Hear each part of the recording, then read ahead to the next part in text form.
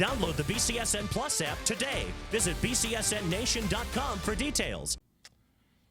Rocket Nation and everybody else who's listening, we're incredibly excited to be able to head down to Boca Raton for the Bush's Bowl of Beans again, and this will be just a tremendous opportunity for us. I mean, what a great chance here for any of you who live in the Midwest or the Northwest or the Northeast to get back down to some sunny weather for a little bit. We're going to enjoy those 4 days and that part of it as well. But we certainly got some work to do. We have a really, really, really outstanding opponent, coached by some men who I've known for a long time, actually. As a high school coach, I got to meet them and know them when they were recruiting my area. So I know the excellence that these guys approach the game with as well, and I know their players will reflect that. But we're really, really interested in going down there and putting our best foot forward, and at the same time, really having a great experience, and we know that the bowl is going to roll that out for us. This is ironically the third one of these that we've been to, and I say ironically because even though I wasn't part of the staff for the first one, I was actually there for the first one. Philip Ely was the quarterback for the Rockets that day, and Philip Ely was my quarterback in high school at Plant High School, and he won 2 state championships for me and is really kind of the reason that I ended up coming here. Philip went to Alabama for 2 years and won 2 national championships as a backup at Alabama, but told me he wanted to see if he could compete and play a little bit. And so I said, well, this guy Jason Candle keeps asking me about you every year. He hasn't given up. He hasn't stopped. And he said, Coach, I always loved that guy. He said, that's where I want to go. So Jason Kendall wasn't really the head coach yet when he did it. It was just the coordinator at that point. So Philip came up here, tore his ACL, but then had a great 11-2 season after that. And with that season, was able to actually move on, get a cup of coffee in the NFL, and and now he lives in North Georgia. But that was the moment that Coach Candle, actually in Boca Raton, on the practice field, that was the moment that Coach Candle asked me if I wanted to coach here, to which I told him no. And that's when Coach Brian Wright was hired here, who is also a very good friend of mine. And with Brian being hired here, every year Coach would kind of extend an opportunity for me to coach here again. And I would tell him, Coach, like, I really only want to coach the quarterbacks. And he's like, well, I can't give you the quarterback job. You gave me somebody else. And finally, Brian took a head coaching job at Pittsburgh State, and Coach came down to Tampa, and he really didn't ask any questions. He's like, January 17th, that's when we're going to start, and we roll from there. So my connection to the Boca Raton Bowl is actually very significant. I sat there in the rain for that first one through every single moment, saw Philip Ely on the podium with the championship there of that bowl game, and then experienced it for myself actually in 2022, coaching these young men here are kind of more current Toledo Rockets. So that's a little personal side story for me, but how that came about. But I'm like super excited, not for me. I'm super excited for our young people, and I think our young people are really charged and energized for this. I think we had, obviously, with Coach Kendall leaving, we had a firecracker, a brick of firecrackers that took off in all different directions. And I think as a testament to our young people, as you'll see here in a few minutes, they kind of all the next day like rallied this thing together and really put back a unified group that was ready to say, let's go do this thing. And that's exactly what we're going to do.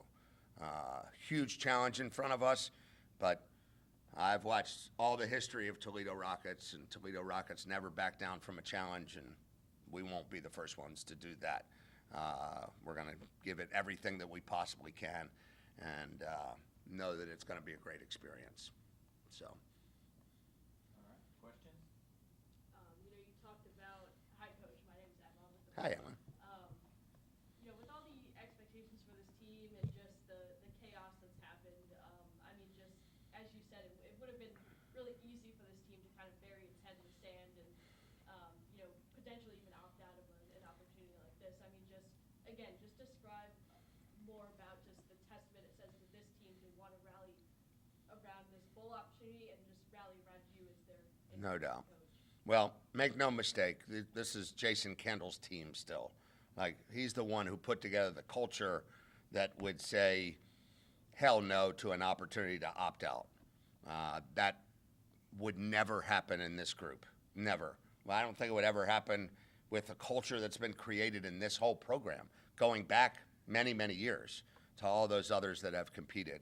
And not only is it, a no to that we're not going to do that, it is a full-fledged yes that we're going to move forward with everything that we possibly can have for this game. So the idea that you said of these guys rallying together certainly is a testament to them first and foremost. Like, this is a player-owned program and always has been. But the testament to that is the culture that's been set before then. As I said, when I had the opportunity, and I thank Mr. Blair for the opportunity for sure, like, what a great opportunity for me. And I'm not talking about a professional opportunity. I'm talking about an opportunity to be closer to players that sometimes was out of my sphere of influence, and to have that opportunity on a day-to-day basis to stand in front of them and steer this ship. And to me, this ship, like, it's interesting what it is at Toledo. Like, it might be the most efficient, fastest moving ship. It might not always look like the best ship, but that thing is always working and always moving, and all the pieces are working in one place. So I'm just really, really very proud and grateful to be able to stand in front of these incredible young men that Jason Kendall gave me the opportunity to do by bringing me here in the first place, and then Mr. Blair and the administration has entrusted me to do. You're playing an ACC opponent in the bowl game for the second straight year, obviously after that crazy overtime win last year. But I mean, just how do you think your team will be tested in this matchup, and just what do you hope your team gets from this experience? Yeah, we're going to really be tested as a very, very good football team, all three phases of the game. We've had opportunities since it came out yesterday to really, do what's a surface dive, but really a deep dive, and we're going to go deeper into that. But it's really a great challenge. It's a great football team. They are well coached, and they play really, really hard. And my charge to my players is not really even comparison to them, but can we play in an unparalleled effort rate? Like, can our effort rate, I don't know, compared to an opponent, just never be surpassed because it's at the highest that we can possibly play. So the expectation coming out of this experience is that how can we play after a great season of 8-4 season, but disappointment that we didn't do what we had to do to get into the MAC championship? How can we play a game at a championship fervor with this level at this moment? How can we leave a legacy of 9-4 for the 2025 Toledo Rockets, put some pictures on the wall in there that people will remember this team for a long time? But can we play in a way that everybody who's watching bowls says this team plays with unparalleled effort, and they do that for 60 straight minutes? Robert, just in the big sweep of your life story as a football coach, obviously one of the great legends in campus sports history, 6 successful seasons here. I was just kind of curious, looking back on these 6 seasons, how do you kind of characterize them? Rewarding? Would you have always wondered if you hadn't kind of taken this gamble? How do you kind of see these 6 seasons at Toledo, just kind of your life? Have these been pretty rewarding? So, not to get like real philosophical, I'm an English guy. I taught English for a long time, for 30 years. But when I was 55 years old when Jason Kendall said, come here to Toledo, right? And most 55-year-olds are not kind of reinventing themselves at that point. You're kind of doing what you're doing and riding that out. I love the process of reinvention. And I also love the process of chaos. Like, I love uncertainty. So whereas a lot of our guys were, you could see it in their eyes, my point to them was, like, you can bask in uncertainty. Why can you do that? Because if you do something that you really, really care about with a golden heart, and you do it with a full heart, the uncertainty is going to end in a way that's very favorable for you. And I said, I'm 61 years old. I can only tell you that because it's happened over and over and over again for me. And I can only state that as fact because of that. And I feel like sometimes in uncertainty, if we don't know what the result is going to be, sometimes if we haven't really put into it what we needed to, we're worried about what the result's going to be. But I wrote myself a sentence when I left Jesuit, which was really emotional for me, like just like it was for Jason the other day. Like, poured my heart and soul into every single young person there and every single person that crossed our path there. And I wrote a sentence that said, and this was for young men, so an honest man on a genuine journey will always end up where he's supposed to be. An honest man on a genuine journey will always end up where he's supposed to be.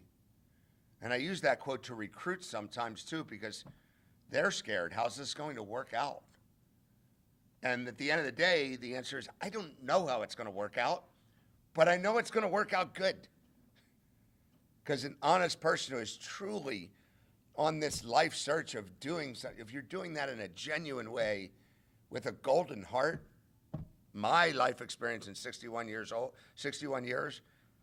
has been, it's charmed. It always turns out good. And that doesn't turn out good because of my magical touch. It turns out good because I am where I'm supposed to be. And it put it in the hands of some other people who've done some really amazing things to cover up for a lot of the things that I don't do so amazing. Just to follow up on, you mentioned hell no, wouldn't even think about opting out with this culture. I was just curious, did you kind of meet with the leadership group on this team to kind of get where their head is at? And I guess just kind of bigger picture, as a competitor and a coach, what do you think of kind of the culture where so many teams are opting out of Yeah. 15 practices? So it happened really fast here. Brian Blair was able to, let me know that I would be the interim. And of course, we have anybody on our staff could do this, and do it really well. And like I said, now, once we got through some really rocky waters, what's not rocky waters for the players? Go across the white lines and go play football, right? And that's where it might be a rock concert, chaotic world there, but that's calm for them. That's peace for them, So to get to there and to do that, I think is really an opportunity. Now, tell me the exact question again. Did you meet with the leadership group? Okay, yeah. So that part, right. So after it happened with Brian, I couldn't say anything for a period of time because it's just, in today's day and age, how this information gets released and things like that. So I really didn't. I didn't tell anybody. Two people I told that I kind of trust to keep it a secret. My Tanya, who I've been with for 20 plus years now, and my mom, Carol Weiner, who I've been with for 61 years. Now my mom, she's the shifty one. You got to be careful because she makes a comment on everything that's on social media and sends back good wishes. And sometimes I'm like, Mom, you really probably shouldn't say, you had good intentions there. But so she promised to keep it a secret. So I couldn't really, I didn't need, when I came in the morning, I didn't need to start working on some things. So I kind of had my GA, Kyle Hazel, who's amazing, and our offensive line GA, Nick Rossi. I had them come in and just put them to assignments to help me that they were like, what are we doing this for? And I'm like, just do it. I'll tell you at 3:30, which of course they knew at that point what it was. Just kind of with the broader culture, what's kind of your thought as a competitor and coach, all the teams that kind of do opt out? Yeah, I think it's hard to speak to what everybody else's situation is, but I think you're talking about, and I know you are, just the big picture of how this is going in sports and things of that sort. And I think it's sad because we get to the point where we're looking at football as only a means to a financial end. And for so many millions and millions and millions of people, it's not. There's not a payday at the end of it.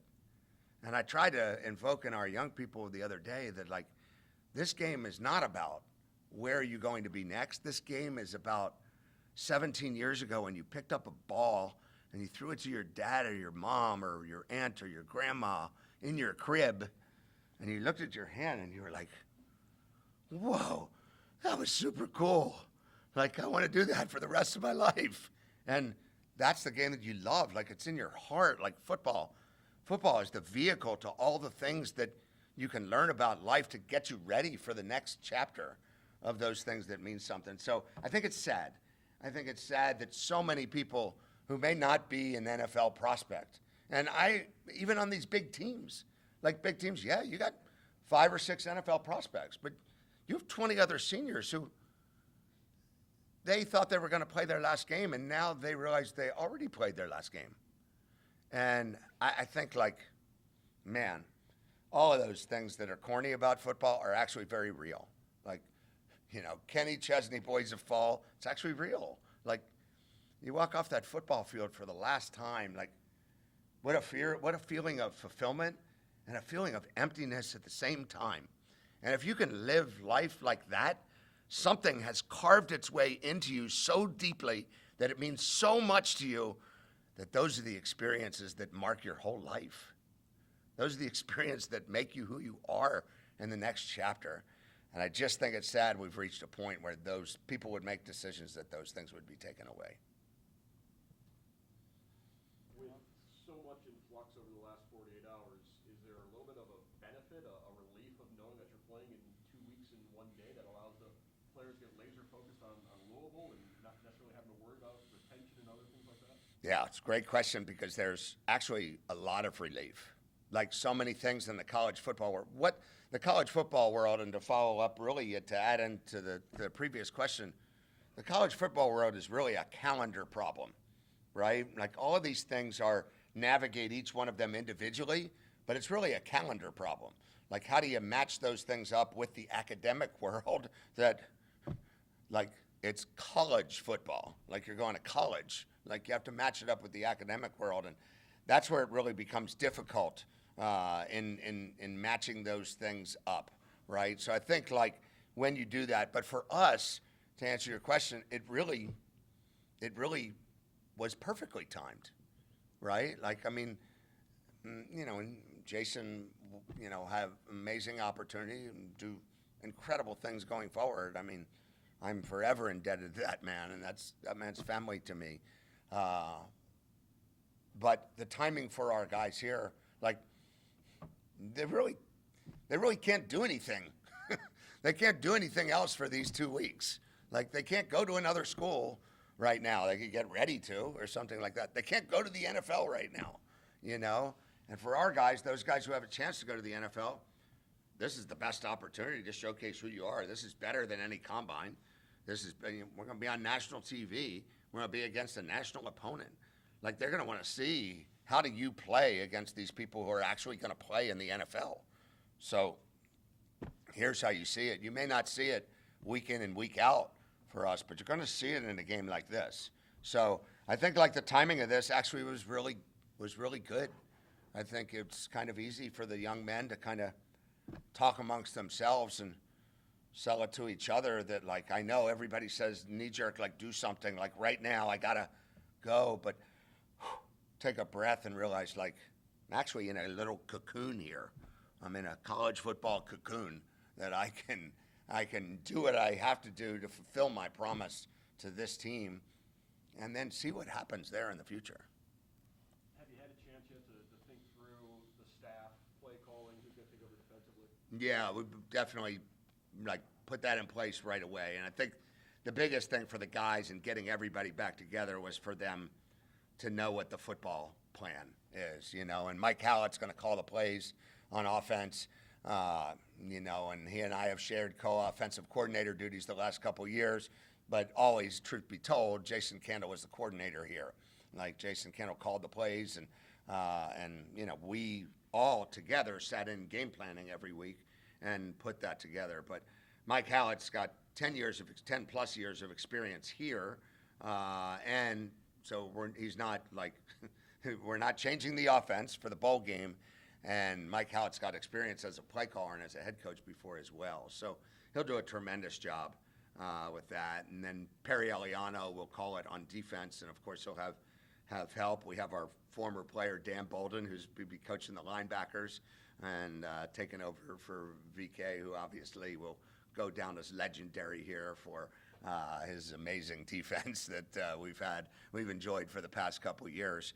And so that'll be, get some input from Dan, who is actually a player, on kind of front seven stuff. And of course we have Troy Lewis up front with the defensive line, and they'll do a tremendous job with that. But Perry will be calling the defense for us, Coach Eliano, and of course he's had experience across the board and our conferences and Power Four conferences as a position coach, as a coordinator, calling plays, and we are truly, truly blessed for that.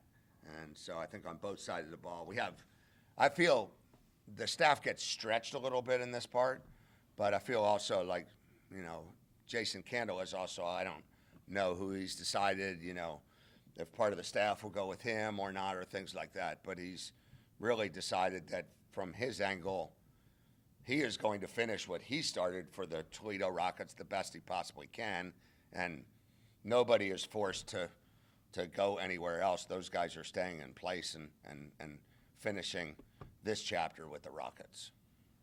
Finally, Power Four opponent. You guys, the Rockets have had success against Power Four schools, obviously 2 wins last year. Do you rely on that experience? What is it about going up against Power Four schools that has allowed them to be successful in the past? Yeah, I think the great thing for us, and I think that both Chip and Chris can speak to this when they get up here.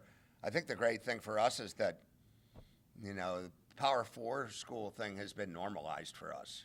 Like, such a great job of us having an opportunity to do that every year in the scheduling. But I don't think we really go into the game thinking like, okay, we're the little engine that could, and and there's the big shiny train. Like, I think we just see it as a really tough challenge. Like, it's a really good football team, and so I don't think we're enamored with those things at all. I do think sometimes it even helps us. Like, if it's a game versus stars, they win it. But if it's a game versus young men, then hopefully not. We'll see what the result is. And I think you don't play the game with stars, you play the game with players. And I know we got some here, and you're going to meet a couple in a minute, but I know we got some who are not only really, really talented football players, but have some real grit in them that's going to be what it takes to win a game against a really, really, really challenging Power Four opponent. This is not just a Power Four opponent, it's a really good opponent. So it's going to be a real challenge for us.